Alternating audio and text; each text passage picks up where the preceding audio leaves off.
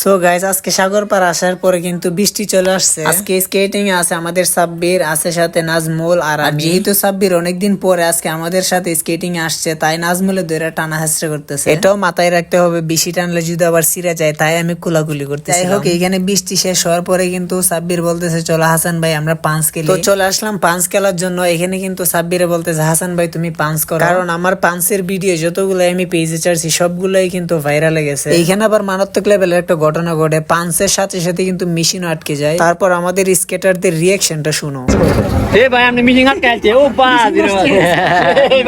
তো দেখতেই তো পারছো, মেশিন কিন্তু আটকে গেছিল। তো প্রথমটা কিন্তু হয় নাই, দ্বিতীয়বার আমার আবার মারার জন্য বলতো। সাদা মনে কিন্তু কাদা নাই, আমার নিয়ত ছিল না মেশিন আটকানোর জন্য, আমার নিয়ত ছিল যে 99 তোলা। তো যাই হোক, প্রথমবার একটা হয় নাই, তো দ্বিতীয়বার একটা কিন্তু ঠিকই 99 উড়াই ফেলছি। কিন্তু সাব্বিরের রিয়াকশনটা কিছুটা এরকম ছিল, হাসান ভাই আজকে কাঁচা ডিম খাইয়েছে। তো সাব্বিরের কিন্তু এই কথাটা বলার কারণ আছে, কারণ সাব্বির একটা মারছিল, এটা মাত্র 6 উঠছিল। তো এই জন্য সাব্বির বলতেছে হাসান ভাই ডিম কয়টা খাইয়েছেন, প্রতিদিন কয়টা খান। তো তোমরাই কমেন্ট করে যাও কয়টা ডিম খাইলে 99 উড়ানো যায়। তো আর আমি কয়টা খাইয়েছিলাম তোমরাই কমেন্ট করে জানাও।